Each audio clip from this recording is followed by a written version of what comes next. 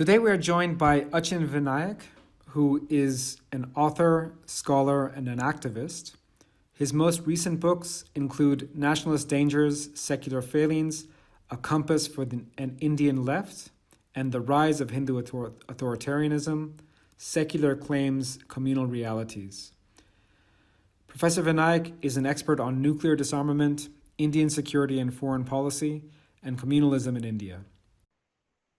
Professor Achin Vanaik, it's a pleasure to have you with us today. It's a pleasure for me to be with you here, Sameer. Professor Achin Vanaik, your latest book is called National Dangers, Secular Failings, A Compass for an Indian Left. How did you come to write this book? And tell us a little bit about your career more generally. Well, I'm a child of the 60s and 70s, if you like. I was radicalized in the United Kingdom, and during the Indian emergency of 1975 to 77, when Mrs. Gandhi established a kind of dictatorship, I came to India. We had set up in England something called the Campaign for the Release of Indian Political Prisoners. And in that context, I came to India. It sounds more dramatic than it is, but I was sort of working underground during the emergency period. After the emergency was over, I went back to England, raised some money, and then came back for good to India in 1979. And then accidentally got a job in the Times of India as an assistant editor, and was active in various groups on civil liberties issues and general slum work and all kinds of activities against communalism, for civil liberties. I'm a socialist, so we're also struggling for socialist change and so on. And then I shifted to Delhi in 1990. I did some research. I wrote a number of books on the way, and then I got invited to become a professor in the academia. All along, I was involved in what we call in India anti-communal activities, that is to say, against those that seek to raise religious tensions of all kinds for civil liberties. And I was also part of a radical group.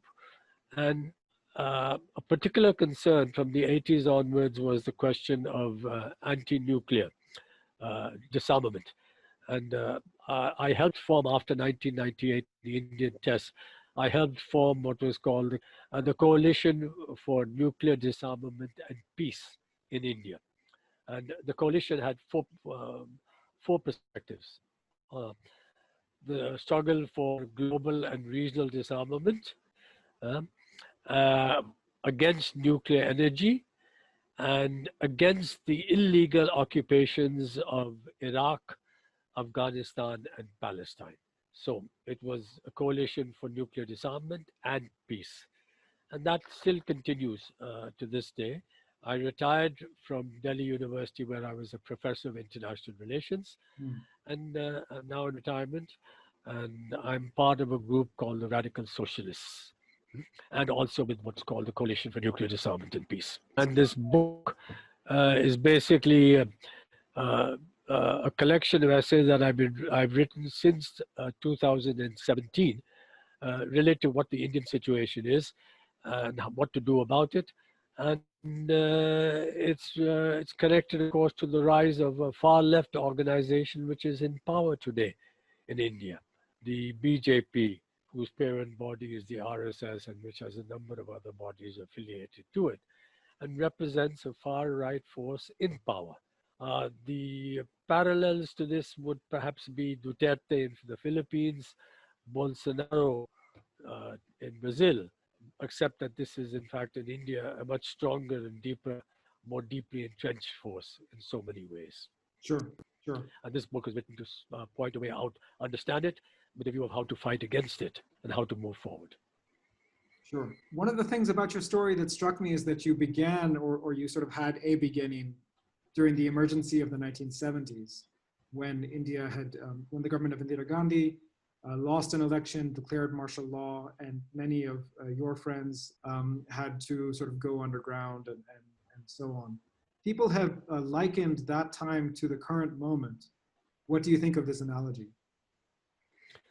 It's not quite the same. The current moment is in fact more dangerous. And let me try and explain why I say it's more dangerous. Mrs. Gandhi's imposition of emergency was a defensive measure by her to retain in power when forces were very strongly against it. She'd been ruled, she had to give up her position as an MP because of illegality during the election process and so on. So it was a defensive reaction.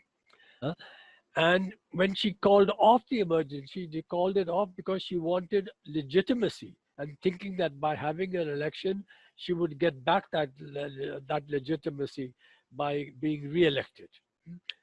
The reason why it's different is that now you have a far right force which is moving, which is what's happened now is an expression of its expanding hegemony, not a reaction to a weakened situation or a defeat, but in fact an expression of its expanding hegemony. So if you like, you've had two hegemonies in India. You had a hegemony of the Congress party from 1947 till the late 60s.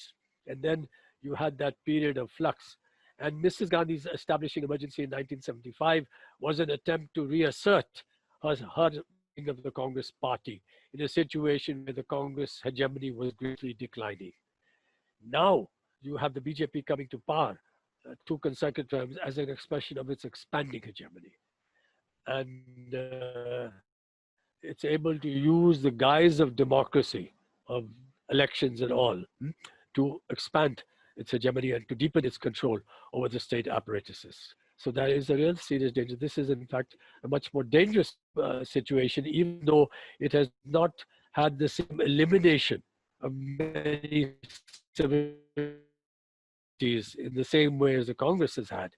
But that doesn't mean that there's not been a tremendous erosion of democratic rights in so many ways, and much ruthless behavior by the forces of the state, as well as its paramilitary forces, which belong to the BJP and what's called the forces of Hindutva. Yeah. So there's an important difference between this is more serious. Yeah.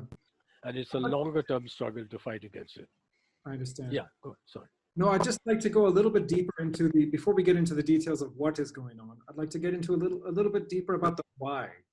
Because on the face of it, if someone had more of an academic understanding of the Hindutva philosophy, one would say, look, this is a philosophy that at most represents what, 20, 30% of the Indian population at the very most, probably much less than that, because it's strong in a few states in the north and maybe in Maharashtra as well.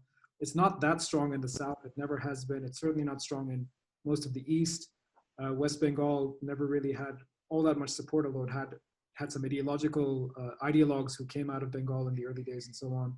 So you can't call it a majoritarian force. And in fact, when they are in power, they do things like, support the caste system, which tends to divide their base even further.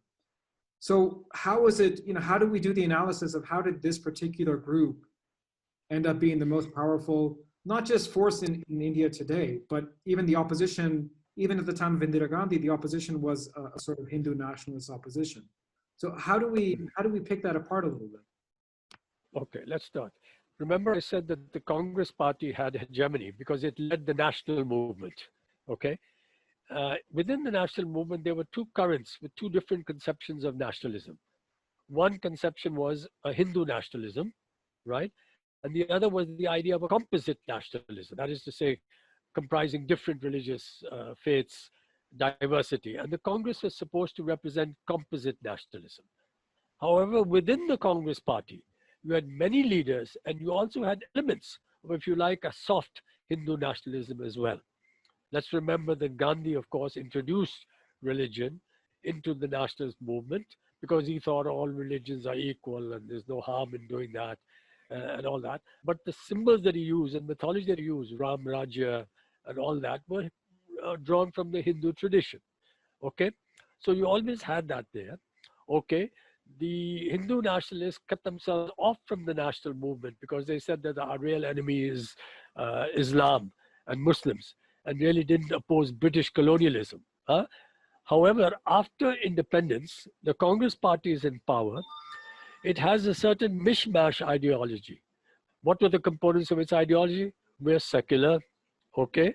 But secularism was drawn from the inherent tolerance of this remarkable Hinduism And our Hinduism is open to all sorts of other influences. And India, of course, is a land of so many different this thing.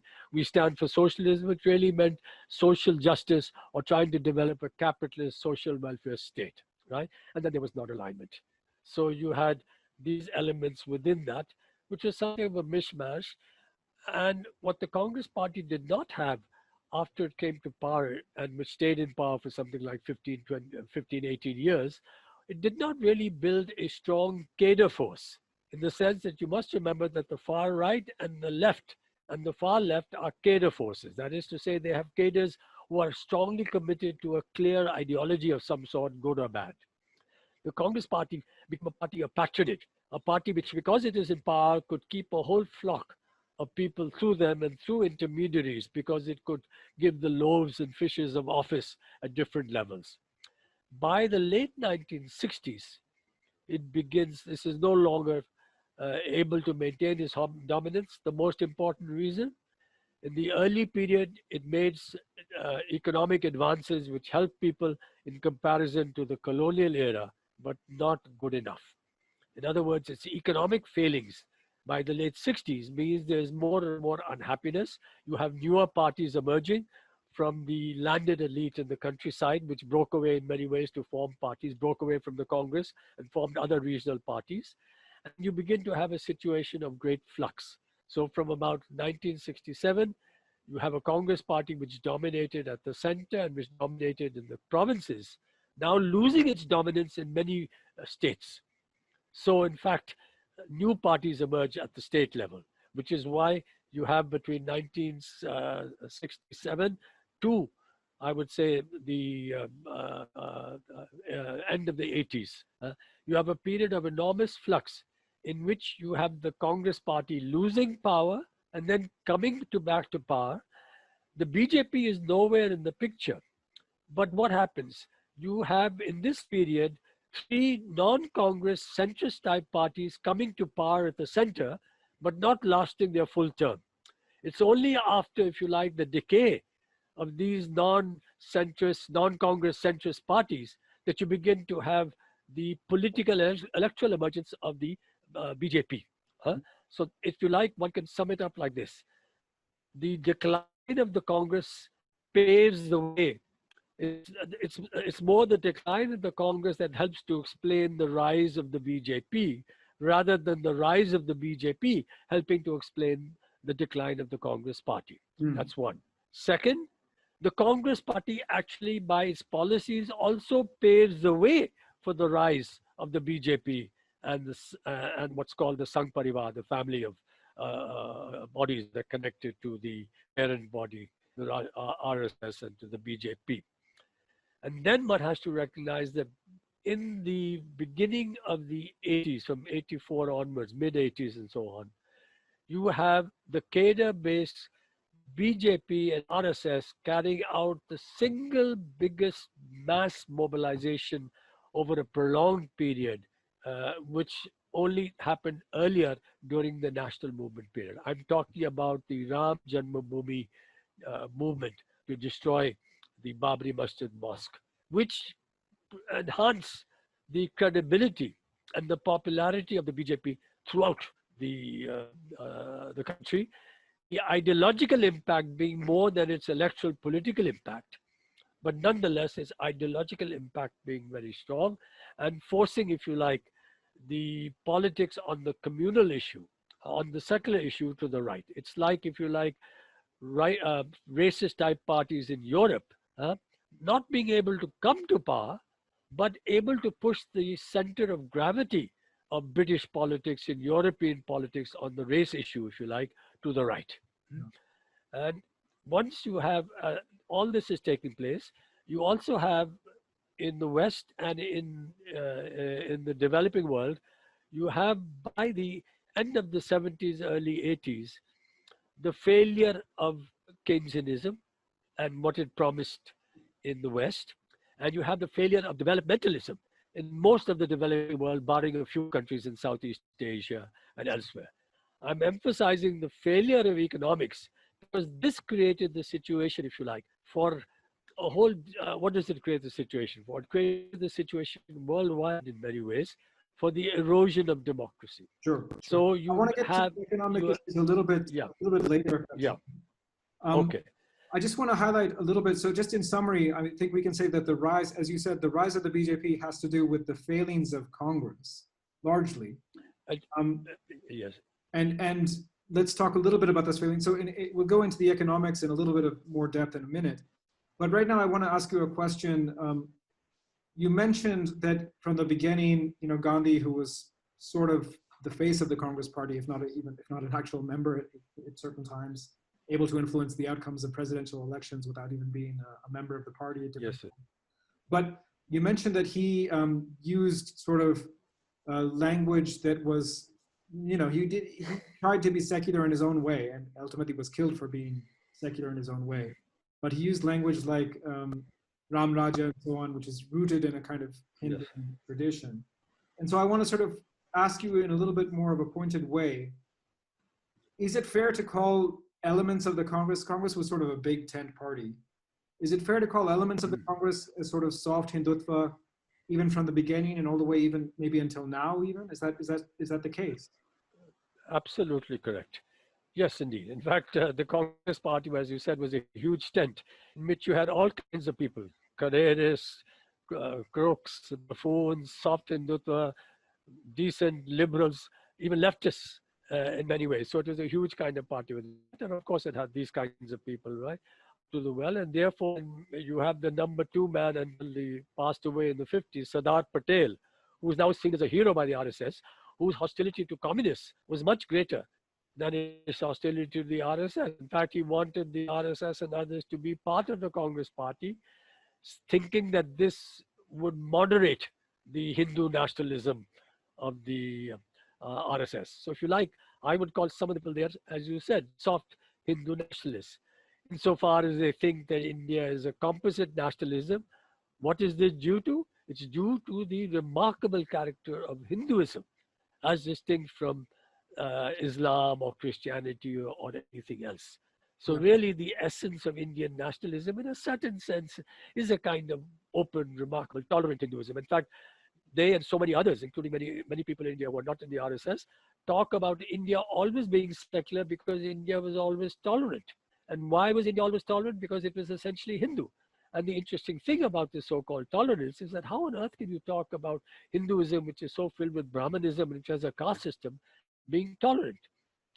What you had in the past, as compared to, say, the religious strife in Europe and elsewhere, was that you had a kind of passive coexistence of different religious communities. Do not mistake this passive coexistence and so-called negative tolerance in many ways, a functional relationship, with a modern conception of tolerance, which is based upon the principle of rights. You don't have a rights discourse in ancient India, no matter how wonderful you think you are. Rights discourse is a modern phenomenon. Secularism in the modern sense is a modern phenomenon. And I think we have to understand that instead of glorifying either the European past or the Chinese past or the Indian past or whatever as being remarkable in comparison. If you like, modernity creates much more dangerous bads and much more powerful goods. Both things are part of modernity. It has the potential to be bad in terrible ways, fascism, and has the potential to be good in so many important ways. So yes, your question about that. So just to sort of go to the, I mean, in my mind, I associate, for me, in my head at least, there was a moment when the Congress Party sort of really stopped representing or even trying to represent the sort of social democratic Nehruvian ideals that you've talked about. And that moment happens in the early 90s, when you have the beginning of the liberalization programs and so on, and there's an agreement with the World Bank and so on that happens around that time. At that specific moment, India stops being a social democratic, developmentalist, Keynesian, whatever you want to call it, state, and ends up and ultimately becomes a neoliberal state, becomes a state that is there to enable a certain form of predatory capitalism. Do you agree with that analysis? And if so, why do you think Congress, took those decisions? Well, let me put it this way. I would, in fact, suggest that it is really from the mid 1980s that you begin to see a shift in this direction, right? 1991 is usually taken as the important turning point.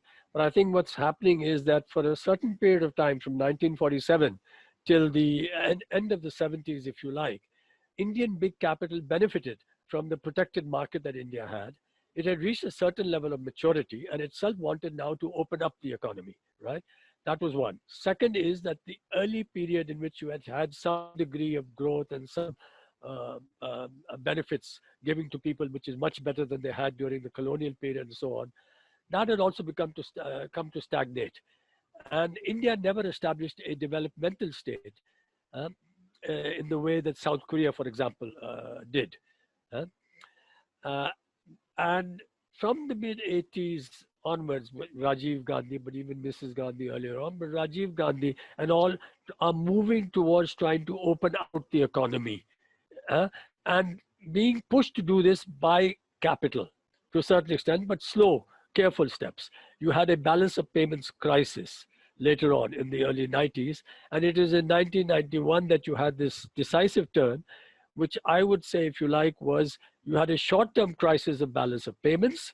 India goes to the IMF and says, bail us out, and the IMF puts all sorts of conditions, which the Indian government and Indian capital, to a large section of Indian capital, was happy to accept. Not all Indian capital, but a large section, the stronger part, was happy to accept. It was, if you like, a short-term crisis to which was given a long-term solution. And the long-term solution was now we must open out the economy in various ways. And that's really the point at which people say that, look, this was a kind of turn in the neoliberal direction. And that meant, of course, that you give up even as an aim or a goal, a kind of social justice, welfareist capitalism, which India actually never succeeded in all the Nehru period or in the 70s or in the early 80s in actually establishing properly. You had a situation where the Chinese had carried out successful mass literacy and public schooling at the primary and secondary level. But today, 80% of primary and secondary schooling is in private hands. So you have a complete failure at that level. You have a failure at the health level. You have a failure at the social security level. You had for government personnel and this thing, you had schools, you had healthcare and all that. But for the larger public at all, there was a complete failure. And they say, okay, Keynesianism failed. We have not succeeded in developmentalism. This is the way for us to move forward. We must now emphasize growth at all costs. And with growth, then we'll be able to have trickle down, we'll be able to give benefits and so on. And of course, that has not really worked.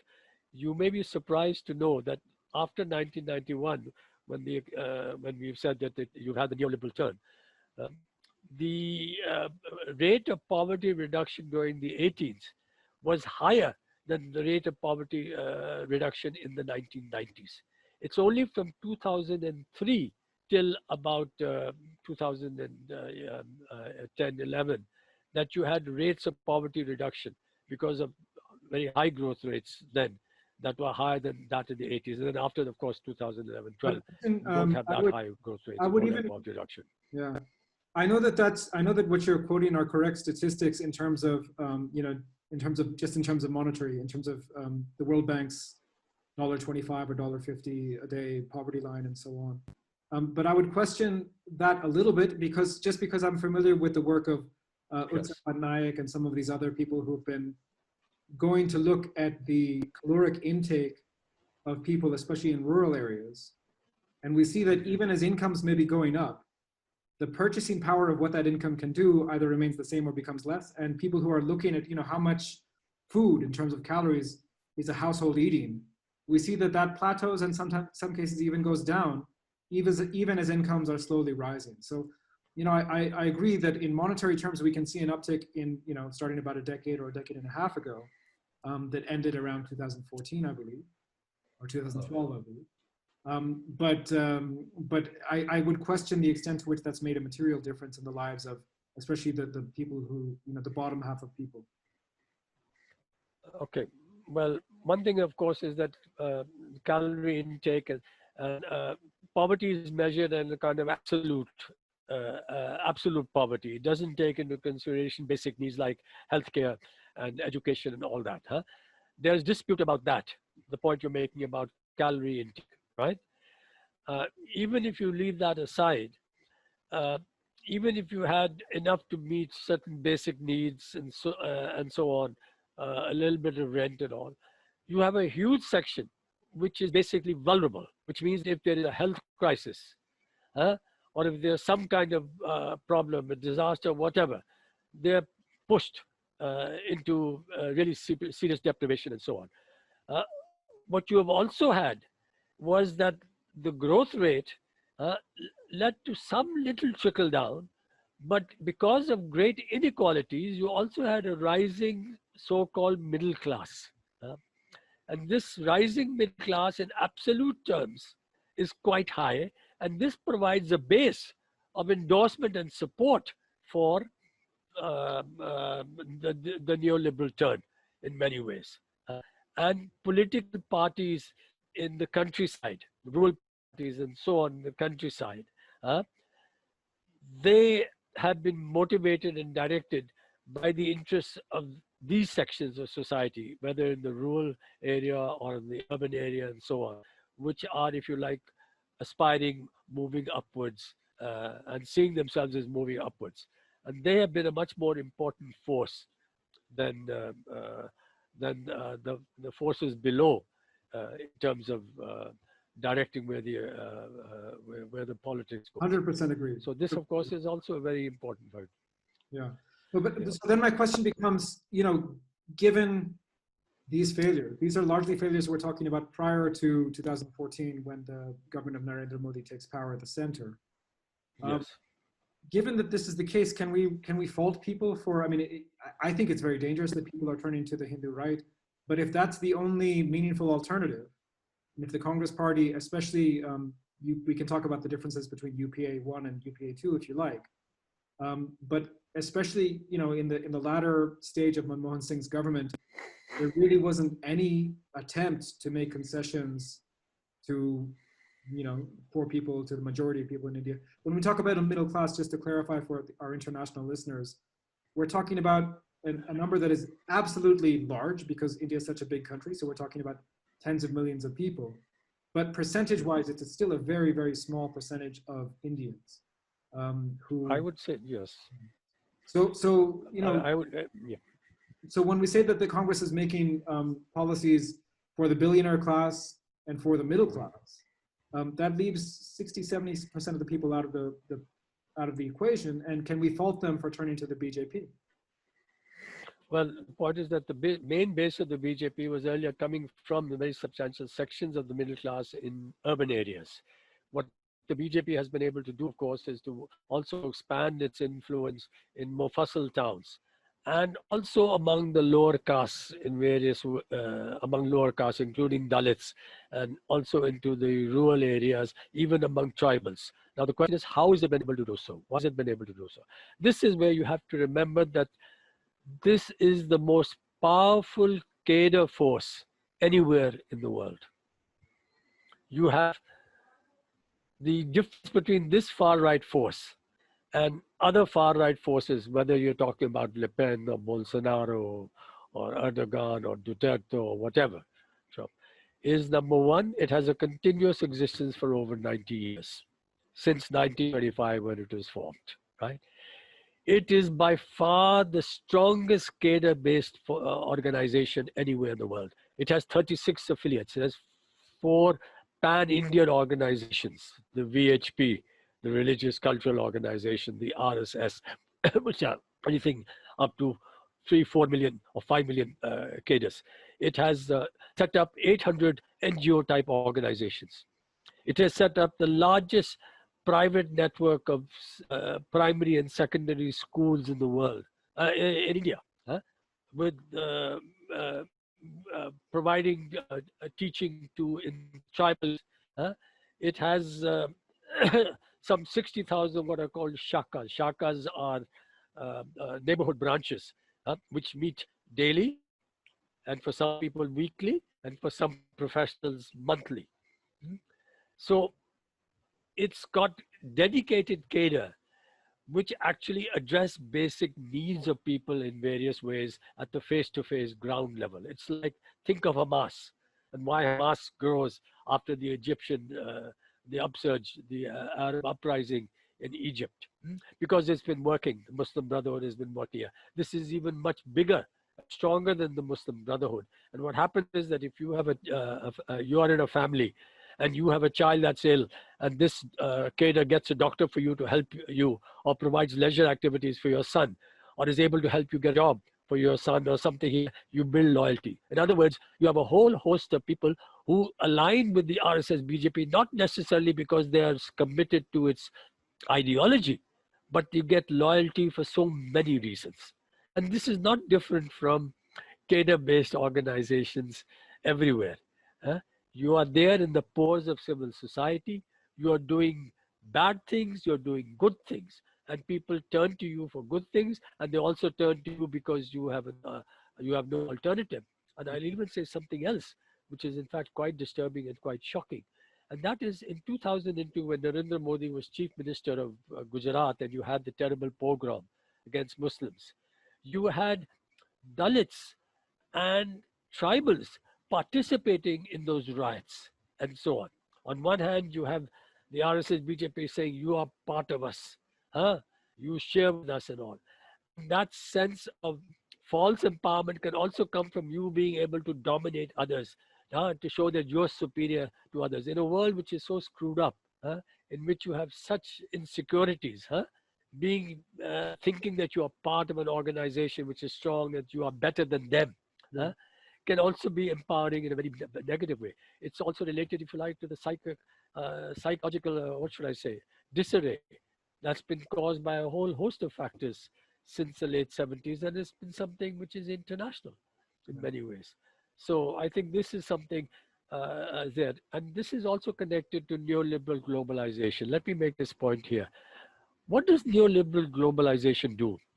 Neoliberal globalization makes it very difficult for a person to understand all the forces that are shaping his or her life, uh, shaping his or her life uh, when it's neoliberal global. There's so many forces shaping it. And so what happens is your lived experience is not even able to comprehend what is shaping your life. And this causes, if you like, tremendous psychic disorientation. The time-space coordinates of your lived life are no longer able for you to even understand what's going on. And then note one thing, which I think, and I'll end here, is very important, is that all of these growing populisms which are authoritarian, they all take the form of nationalism. Whether you're talking about Bolsonaro, whether you're talking about Penn, Duterte, it's authoritarian nationalism. And religio-political currents and struggle movements which are negative, they seek to co-opt nationalism. And this is what it's been able to do. So there's historical reasons why they're able to do that. There are material reasons in terms of economic impoverishment, erosion of democracy, psychic disorientation, all that. But it has to take the guise of nationalism. Yeah. And I think this is very, very important. So with that, let's go a little bit deeper into this particular philosophy that we are referring to as Hindutva. There's a guy called V.D. Savarkar who is imprisoned by the British and then writes several letters asking for leniency, who is credited with being one of the main ideologues, one of the founders of the RSS and of this movement. Other people, Hedgewar, Golwalkar, we can also touch on those. Yes. But the question that I really want to ask is, those people have a certain ideology which claims primordialism. It claims a kind of a, we are Hindus, we are rooted in the past and so on. But that claim to primordialism, to what extent, and that also becomes part of like a story of Indian exceptionalism. That because we have these ancient civilizations and, Indus Valley or wherever you want to start from, we have some unique position in the world. And by the way, these are the people who actually represent that tradition. To what extent do you think that sort of historiosity, I'm sure I'm mispronouncing that word, but sort of the imagining of a certain history onto the present, To what extent do you think that's part of the popularity of this mass movement? It's very central to it, but this is exactly where the question of nation and nationalism comes in. It's very interesting. What you're talking about, what Savarkar and all are saying, has a term to describe it. It's called organic nationalism. Nationalism is a modern phenomenon, right? But all nationalisms also try to invent a past for themselves in order to establish that. It's something which is there and connects to the state, the nation state, right? The funny thing about Hindu nationalism is that its origins really come from the kind of organic nationalism that began in Europe and in Germany earlier in the 19th century.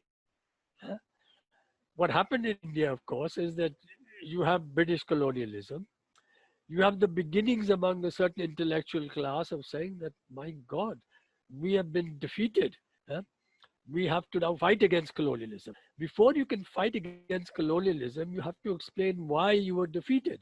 My God, the West was much stronger than us politically, scientifically, militarily, and so on.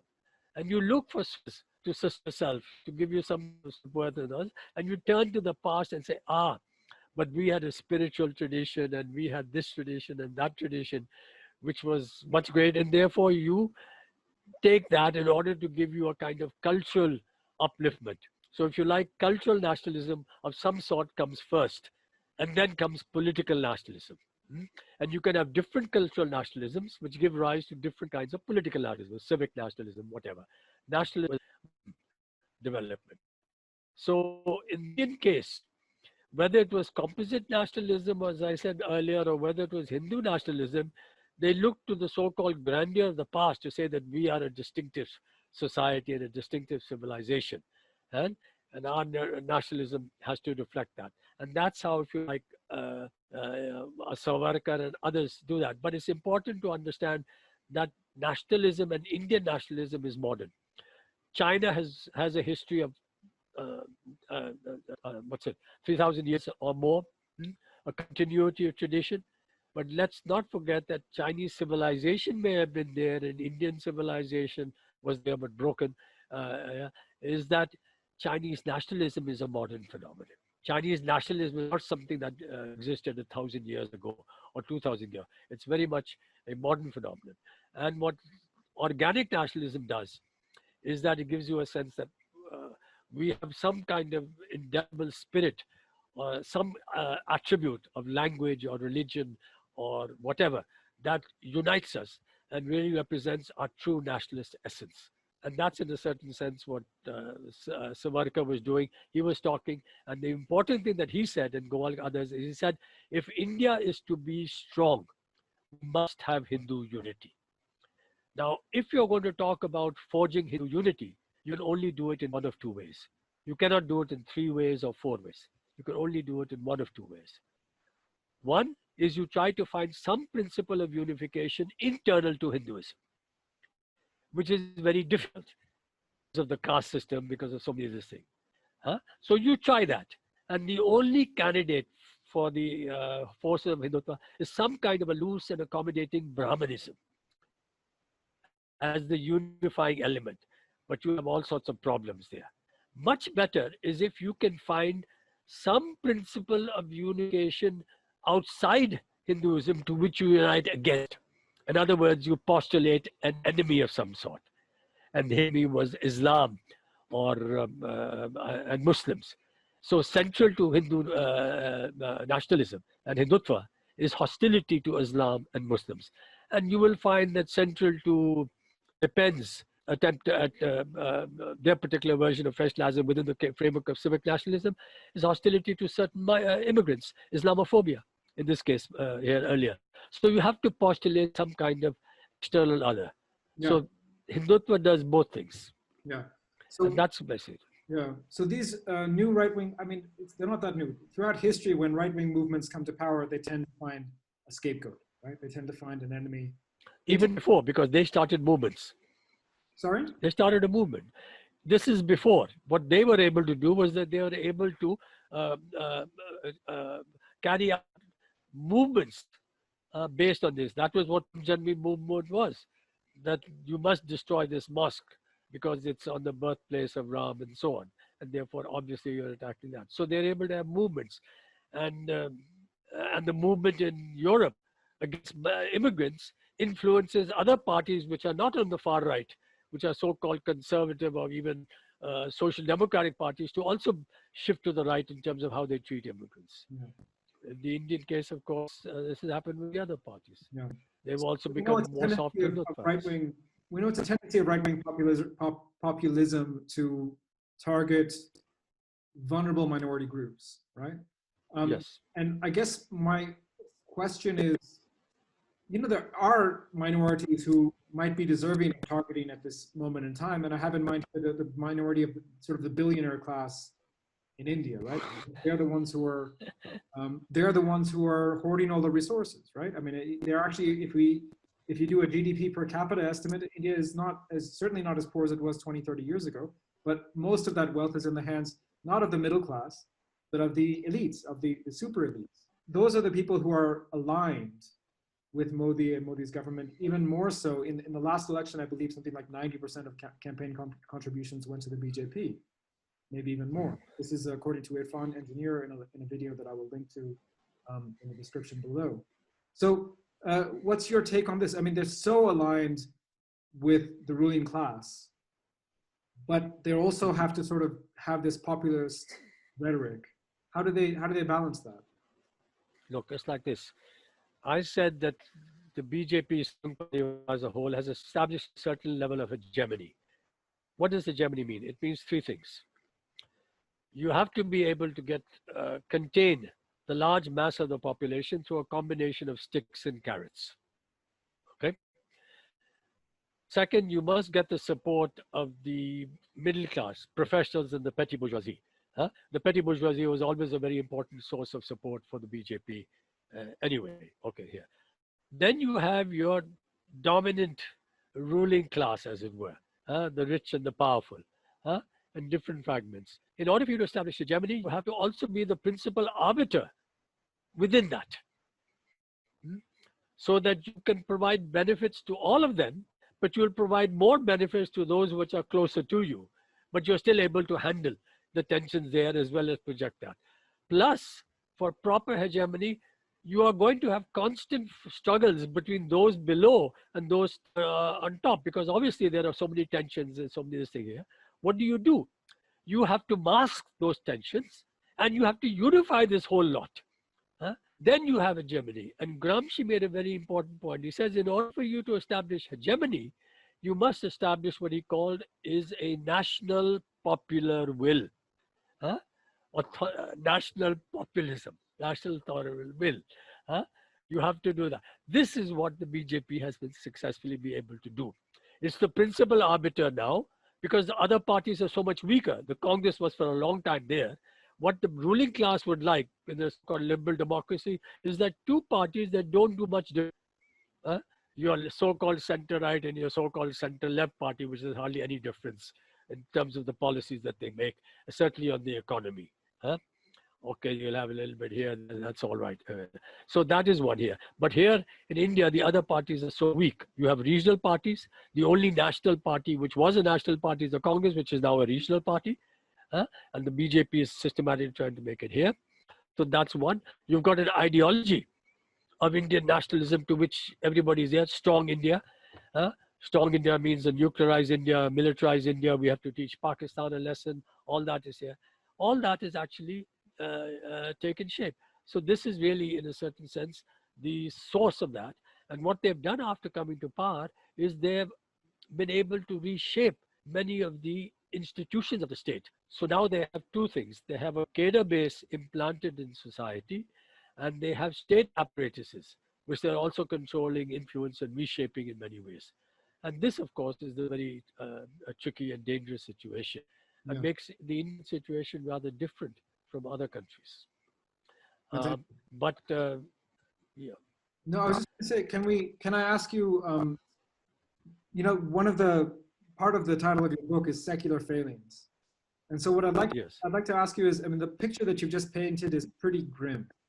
So we have a picture where the BJP has come consolidated support among, the important, I hate to use sort of class and caste terms, but that's kind of what we're left with. Yeah. It's consolidated support with those people who sort of really matter, quote unquote. It's divided the opposition completely, turned everyone into regional parties, as you say. Given the circumstance, and we've also seen in recent months, we've seen mass protests, but unfortunately they fizzled out for one reason or another. I wouldn't say fizzled out, but protests do have moments, and then those moments go. If we're trying to talk not about secular failings, but secular successes, what do you see as the way forward? Two or three things. One, of course, is that India is also lucky in the sense that it's a continent of enormous diversity. And one of the points that you made earlier is that the RSS has always had a support Hindutva much more in the north than in the south, right? Of course, it's seeking to expand. But the fact, two objective realities of India, if you like, also represent important barriers and problems for this force. One, of course, is the sheer geographical, continental character. The second is this incredible diversity of even political parties, this, that, and so on. A third factor is that among ordinary masses, including those who support the BJP and others, there is a sense in which there is the internalization of the importance of having some kind of democratic setup. Unlike other democracies, liberal democracies, you have a larger section of the poor participating in elections. And the lower you go down in the class ladder from the high to the low, higher are the percentage of participation in elections. It's as if poor understand that only by participating in elections in various ways can we hope to make some change that is better for us. This is unlike Britain, this is unlike the United States. The lower down you go, if you like, the bottom 40% of the American population say, what's the point of voting? It doesn't make much difference and so on. Okay, maybe it's now changed because of Sanders to some extent, etc. But I'm talking about the longer term trend, right? The second thing which makes India different is that when you move from national level elections to state level elections to local, municipal, and what we call panchayat elections, the participation of people in these is even greater, which is the opposite of what you have in the liberal democracies, where participation at the local elections and all is much less in percentage terms than when it comes to the national level. And it's not that high there as well here. So this sense is there. Second, another aspect is that RSS, BJP and all talk about Hindu unity and the Muslim as enemy, right? Now, it's one thing for them to take away rights and to terrorize and ghettoize and religious minorities on the left. It cannot go too far in depriving the large mass of Hindus, if you like, of many basic civil liberties and rights also. Yet, of course, it's trying to do that because the moment you try to squeeze minorities and the left, liberals and so on, you're trying to erode very systematically there. But what it means is that there are serious weak spots in this hegemonizing drive that they have over here. What are those weak spots? Number one, the economy. The Indian situation, the Indian economy is a disaster in the sense that even during this whole period of high growth rates and all, it was effectively a jobless growth. Very poor, low productivity, low wage jobs, no jobs. You don't have high unemployment because people have to do some kind of work just to survive and so on. But even among that section of young, aspiring people coming onto the job market, they are not getting jobs. Even those from the middle class, they're not getting jobs commensurate with their credentials or their studies and so on. So you have a huge problem of jobs, which is bound to create anger and frustration of various levels. All sorts of other problems, public health, is that inadequate welfare, economy, jobs, inadequate welfare. A third area of weakness, the erosion of democracy. People are going to fight against it in various ways here. And a fourth problem, the question of caste. Yes, the RSS, BJP have made inroads into the question of caste, They've tried to incorporate them here, but this remains a constant tension because they continue to remain and will remain a force that is biased towards a Brahmanical upper forward caste understanding of Hinduism. And that also creates its own tensions and various kinds. So, what do these four things do? They are a guarantee, along with what I pointed out as the objective reality of this immense size and the diversity, political, this are here, of upheavals of various kinds. What I cannot say, which is why I've written the book, is what direction it will take. Because the direction it can take will depend upon living politics, about how other forces are going to intervene to shape that. So this is going to be a constant thing.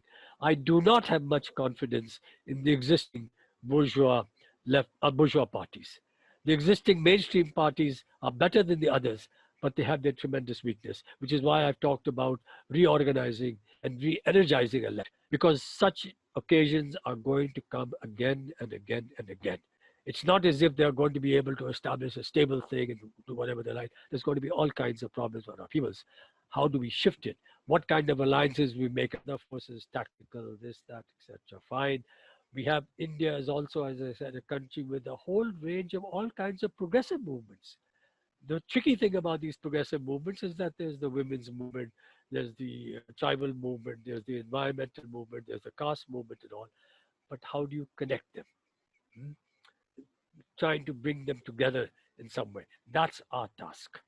Those are the things that we have to do in order to be able to move forward. So if I'm understanding you correctly, there are a few things that might give you hope. One is that the BJP itself and the sort of right-wing paradigm has several weaknesses, which you've listed. Another is that we do have an array of mainstream and left political parties that could form different kinds of unity alliances and so on, and be strategic in the way that they fight elections, those that continue to fight elections. And the third is that we have also we have social movements, forget about political parties, we have social movements that are so wide and so deep and so strong, but also very divided and sort of stick to their little, there's almost an NGOization that happens when people sort of siloize and stick to, you know, I'm a rights campaigner or you're an anti-caste campaigner. But if we can overcome that and unify, then I think those are some things that give you hope. Is there anything else that gives you hope, Achin Vanaik? Okay, two things.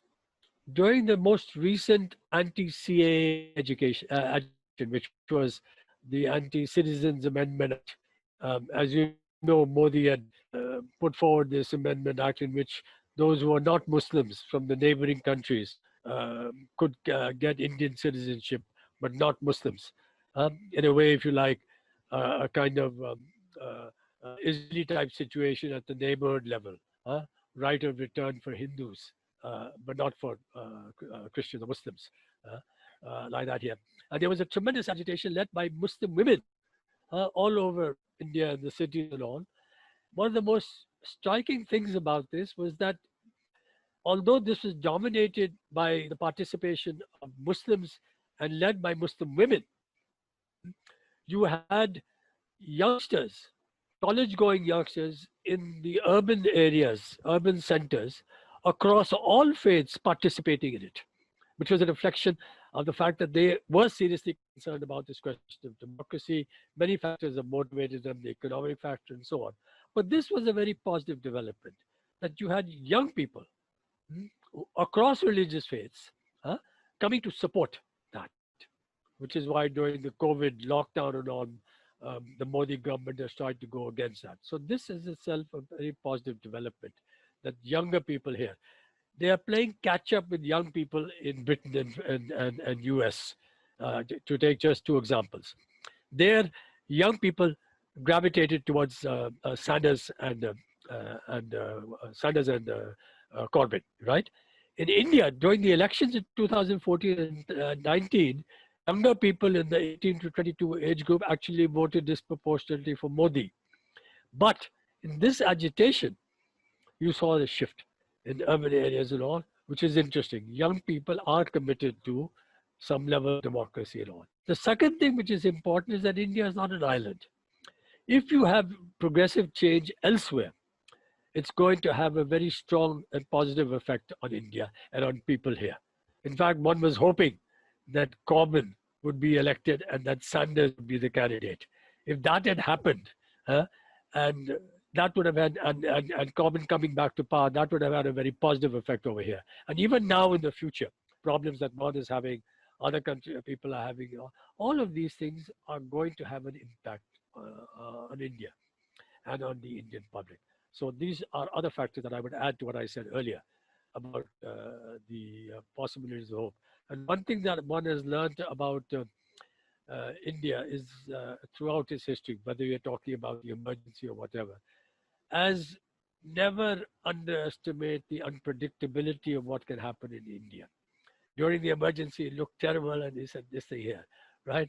You had, let us remember, the BJP government coming to power for 6 years between 1998 and 2004, and then losing power for 10 years.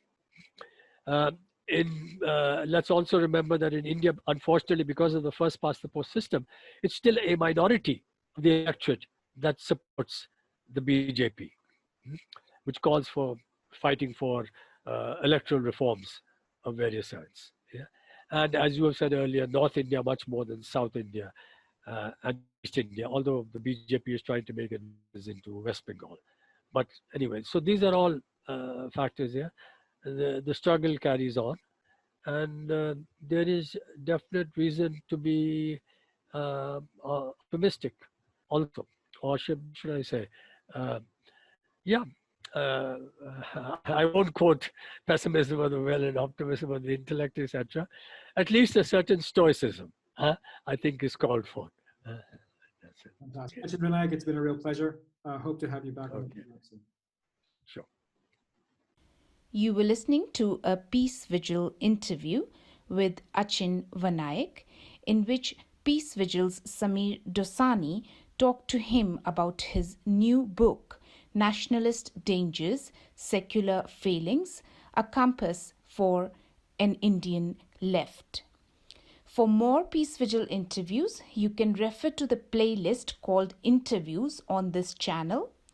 We appreciate your support. Please do remember to subscribe to our channel. Peace needs all of us.